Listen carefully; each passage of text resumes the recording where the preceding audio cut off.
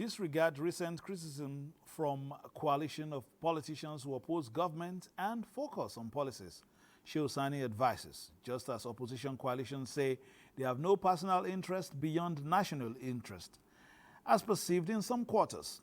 Now, PDP Secretary tussle lingers as National Executive Committee gives date for NEC meeting, I beg your pardon. And we also have getting some insight from our guest member representing Ughelli South, Ughelli North, and Udu Federal Constituency, Francis Waive. We have this and more political update today. I'm Fisayo Ogunfuyi. Welcome.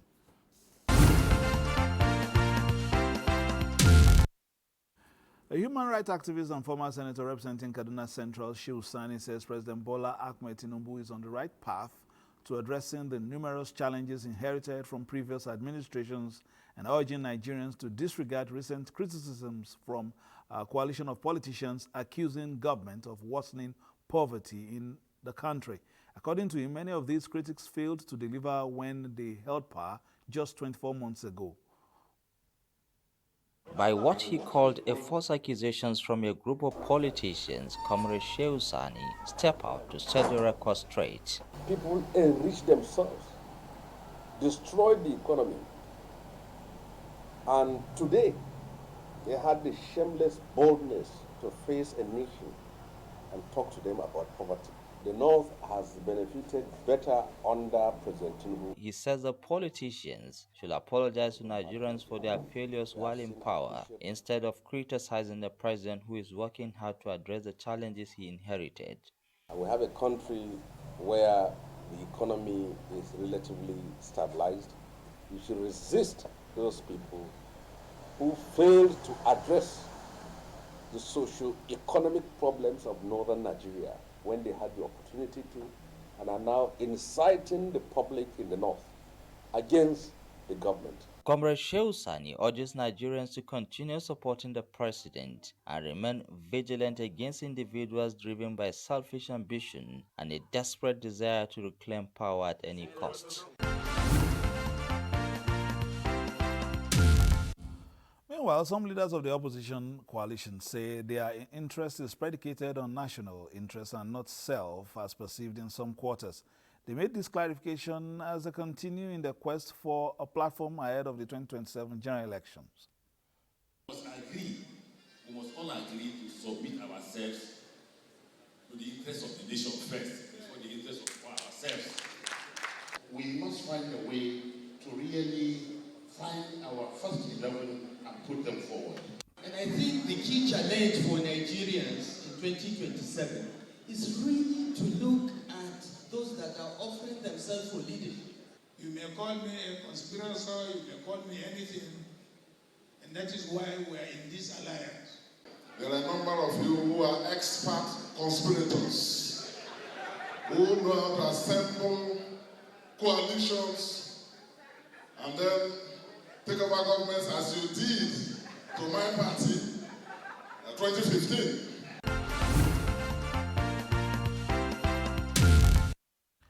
Making democracy count is the theme of this year's National Democracy Solidarity Walk, which is the 6th in the series as the current administration attained 2 years in office. The call on Nigerians to keep making democracy count could not be more timely as citizens stand halfway through the life of the President Bola Ahmed Tinubu administration. Organized by the National Democracy Stakeholders Group, in collaboration with the Office of the Secretary to the Government of the Federation, emphasis here is on a mid-term impact assessment of the President Bola Ahmed Tinubu administration. We believe that democracy is a journey, it's not a destination. Asking us to assess the Bola Tinubu administration, I want to give account from where he met the country. He met the country as a position where inflation was very high. The cost of subsidy was eating up to the very fabric of every Nigerian child alive and child yet unborn. And at this meeting, I would want to say that the presidency has done well, but there's need to do more. And the only way we can continue to secure Nigeria, secure our lives, and secure our futures is to uphold democracy and do the very best that we can. Always stand by the truth and do what is right. While acknowledging that the present administration is propelling Nigeria to its pride of place, More is expected in the areas of security, the economy, employment and youth empowerment as the administration begins its journey on the third year. The National Democracy Solidarity Walk took off from the Eagle Square and terminated at the Unity Fountain.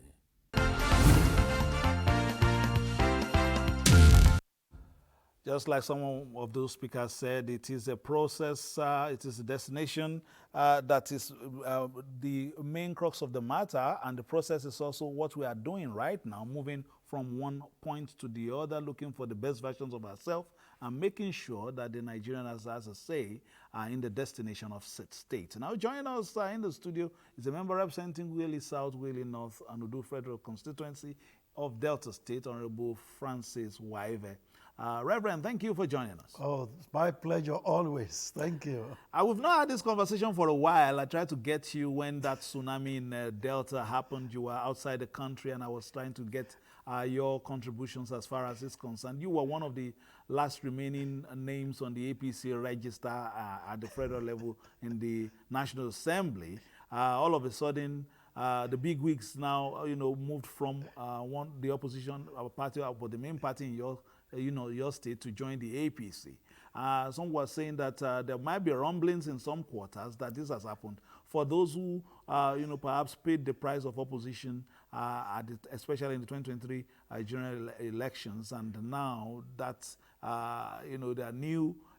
there's a paradigm shift as far as your state is concerned, and even the governor is now a member of your party. Are you afraid of perhaps being pushed to one corner after all your efforts? Thank you very much. Those who are from Delta and who know how everything happened will tell you that I'm definitely not afraid. Some have described me as the man who saw tomorrow. I'm one of those who worked to ensure that we have the majority of Deltans on the side of the ruling party. And we know the benefits that will accrue to our states and our people when that happens. So I'm full of joy. In the last assembly, I was the only APC member of the House of Representatives. When we started this assembly, the 10th assembly, I was the only member.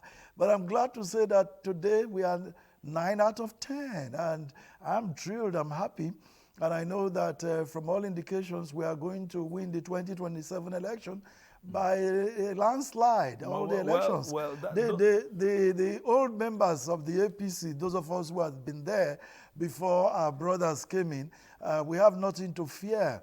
Meetings are going on at the ward level, at the local government level, at the constituency levels, senatorial level, state level, reassuring our people that we are the more the merrier, and that we are all going to win. President Tinubu will win, Governor Sheriff Oborevori will win, I would win, the more the merrier. We'll get to all that. There's enough time. We'll probably talk about governance, and the people would also make sure, that their thoughts about your administration and, your disposition to some of the concepts you shared on the podium come to the fore. But before we go to all that, let's look at, this past 2 years in terms of your legislative experience and your interactions with the executive. The promises you made on the podium and the realities today, is there any meeting point or are there apologies? Sure. My people would tell you that they've never had it so good. Within these 2 years of President Bola Ahmed Tinubu's government, he has signed into law my bill establishing the Federal Medical Center Onya in Udu local government of Delta State. My people are ecstatic. They are happy. And that's just one out of several benefits that my people have gotten from my representation. And from the government of President Bola Ahmed Tinubu, we are prepared to vote for him again. My people are just happy. And I can go on and on to mention the different things that have happened. People who have gotten empowerment, my position on the floor when I speak for our people. Even the tragic event that happened at Okwama, we have been able to put behind us, and we have been able to work with the military authorities to restore peace to the area. And what we are working towards now is for reconstruction of the homes and bringing back the people back to dwell back in their living homes. So we are moving forward, and we are thrilled with what is happening. All right, let's look at some realities in terms of, for instance, our national budget and the expectations. With current realities in the global market and all that, are you working in terms of you and your legislative colleagues to make sure that those ideas you shared with Nigerians, especially to be actualized in this budget, can still maintain those timelines and those projects, especially the ones under your purview that you supervise in terms of, in your area, for instance? Are those timelines still cast in stone, or maybe there are some, realities that we may need to consider? No, if you look at the economic goals that were set and the basis on which they were set, you will find that we are doing very well. The exchange rate, for example, on which the budget was written was 1,500 naira to $1. We're not doing badly with that. We'll gradually get to $1,500 before the year runs out. The inflation rate that Mr. President was talking about pushing down, you will discover that now in early June, you find that inflation is stabilizing and dropped from what it used to be in December when the budget came into being. You will also find that even oil prices are stable, although that's based on the international market. But production in itself, we have not gone below what it was before President Tinubu came into office. But there are some challenges in your zone in terms of issues of bunkering, issues of threats to the pipelines and all. Are those reducing? Or are the intrepid guys still finding a way of upsetting the apple cart? Oh, if you follow the news, you will know that cases of sabotage to oil pipelines and oil theft has been on the drop all along until what happened in Rivers State, and that also is being taken care of at the moment. But until that point, you'll find that there was an upsurge, and we're getting near the 2.06 million barrels per day that the budget had set. Now we're lower than that, but we hope that before a long time, as the pipelines are restored and democracy thrives, we would shoot above the 2.06 per day barrel that we had envisaged when the budget was written. So there's peace and stability in the South-South. If you ask anybody in this country, the South-South zone of Nigeria is one of the most peaceful at this moment, comparatively. When you talk about insecurity in all geopolitical zones, the South-South geopolitical zone is one of the most secured in the country today. You can take that to the bank. All right. Well, I will just take it here in the studio. But let's take this last story, after which we'll come and discuss a little bit of politics from your state as well, ahead of the June 30, 2025 date set by the National Executive Committee of the People's Democratic Party. The embattled National Secretary of the party, Senator Samuel Anyan, was vowed never to back down in his quest to retain the office as the National Secretary of the party. Senator Anyan was speaking at a media briefing in Abuja. The 99th National Executive Committee meeting of the PDP held this Tuesday in Abuja, but without Senator Samuel Anyan, who insists he remains the party's elected National Secretary. Reacting to the next meeting, Anyan said he never resigned as the National Secretary of the PDP and wonders why anyone should declare his seat vacant. PDP is a party, an organization ruled by law, and we should respect our constitution. And they make it look as if I'm one person causing problem in PDP. What would my position be obstructive from being, whether you want to be president, whether you want to be governor, what would my position do? My position will end by December. The National Executive Committee of the PDP had earlier resolved that it will take decision on the resolutions of the Southeast Executive Committee, which recommended the replacement of Anyan as the PDP National Secretary. Reacting to the ongoing coalition involving the PDP, Senator Samuel Anyan rejected reports of an impending coalition involving the PDP, asserting that the party is not part of any alliance talks. All right, the brother in the PDP and the pathway forward will still be seeing how things unfold in that quarter, in the course of the year.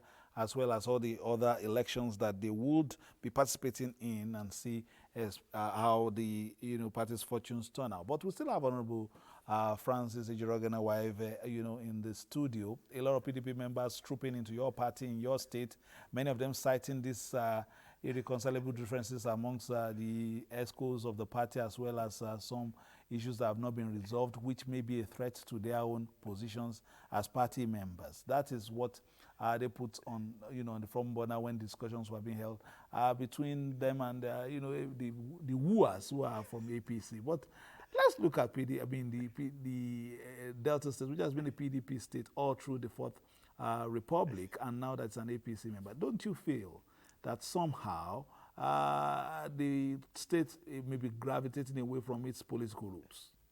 Political roots is the people that make the party. It's the people that make the nation. So there's no roots as to say that a particular people or a state is tied to a particular political party. The people are the people, and they are the people who make up democracy, government of the people, by the people, for the people. And you find that it's the people that have taken the decision, because you can't take that risk of belonging to a political party that has 2, 3, 4, 5, 6 factions. You were the one you showed just, I was wondering which faction was that.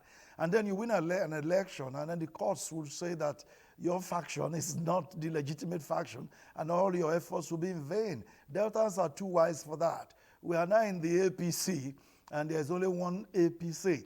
APC is going to win the election, and our elections will not be upturned.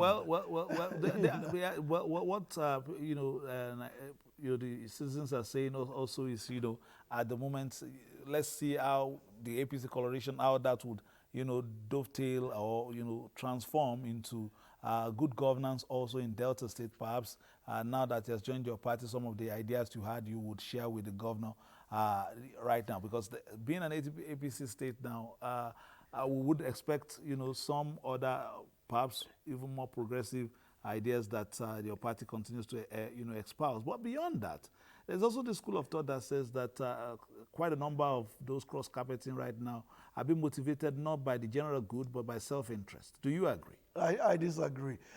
Our governor, Right Honorable Sheriff Berebori, has been described by Mr. President as a progressive governor. And that's because on the basis of what is on ground. You look at infrastructural development across the state. You look at his relationship with people. You look at his programs. You look at the way he runs the government. He's a progressive governor. All through this period, he has not borrowed any new money, and he has paid off so much debt, and he's done so much for the people. He's a progressive governor. Look at the flyovers he's constructing everywhere. Look at the people he's gotten into, the pensioners who have been paid. Look at debts that have been wiped off. He's a progressive governor. And we know that this coming into the APC is going to pay Delta State. As we speak, the Benin-Warri Expressway is being reconstructed, not purchased, by the federal government. The Benin-Asaba Expressway is also being reconstructed by the federal government. These are benefits of relating well with the government at the center. Of course, the governor is also constructing, that one is 90-something% completed, the Asaba-Ugele dual carriageway, one of the best in the country at the moment. Of which you have a particular interest. Of course, it goes to my constituency. I should be happy about that. Politics is local. I must be interested in what goes to my people. Perhaps that's why you wanted him to join your party. Let's quickly like better things. Let's take one last story, because it's been 50 years of the regional body. Before we come for our closing shots, the 2025 first ordinary session of ECOWAS Parliament has ended in Abuja with a call for regional peace, security, and people-driven development. At the closing session, President of ECOWAS Commission Omar Aliu Toure presented the annual midterm report of the state of the community to the House of Parliament. 2 weeks of debate now is over, with hopeful resolutions for better West Africa. De la présente session, pour vous réitérer ma sincère gratitude pour la confiance. Despite challenges believed to be facing the ECOWAS community, characterized by political upheavals in 3 member states, as well as a slowdown in global economy, the region is witnessing economic growth. The growth would be driven mainly by the four largest economies, namely Senegal 6.5%, Ghana 4.0%, Nigeria, and Cote d'Ivoire. Inflationary pressures in ECOWAS is expected to ease slightly in 2025 to 19.7%, compared to 24.8% in 2024. Other key areas in the year under review include the restoration of democratic transition in Guinea, operationalization of ECOWAS standby force to fight terrorism, single currency program, and promotion of common market and private sector development in the region. People want a safe and secure environment. We have been told that countries do not fully respect their commitment to pay the community levies. The state legislature amended its rules of procedures to adapt to current realities and improve transparency in decision-making process.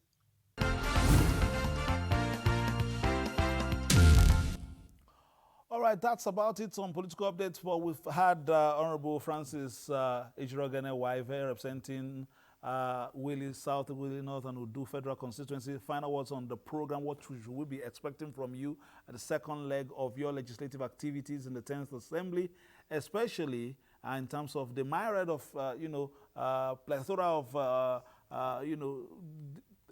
wants and needs that your people have put on your table, looking at this concluding part of your tenure? Yeah, other than the usual, when I say the usual, what has become the usual demands from constituents, 10 bearers, pay for hospital bills, school fees, house rent, and all of that.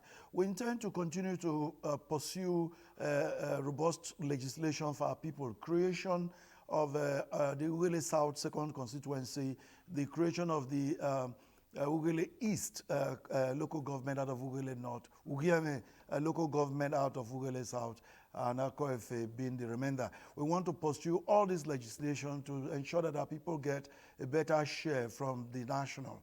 And we'll also be there to represent our people, to speak for them on the floor of the National Assembly, and all the budgets to ensure that the needs of our people are adequately captured. So The new local governments that you, very quickly, the new local governments that you want created, yes. Is it as a result of population density in those areas, or perhaps it's just a political calculation as well? No, of course, population density. Yeah. If you do a comparative analysis, Ughelli North, Ughelli South to do federal constituency is one of the largest in the country today. By way of landmass, by way of population, is one of the largest in the country today. In fact, it should become 2-3 federal constituencies as it stands. All right. So I don't know which politicians cheekily said that those riverine areas, some fishes used to vote. No, my area has a little bit of riverine in Ughelli South. Udu and Ughelli North are uplands generally. All right, that has been Honorable Francis Waive. Many thanks for being a part of it. We'll be back again on Friday for another episode of the program. Please keep a day with Nigerian Television Authority, Africa's largest and best for news, reviews, previews, and interviews. But stay out of trouble and keep your politics good, safe, and for development. Fiscal Gunfi is my name. Thank you for watching. Bye-bye now.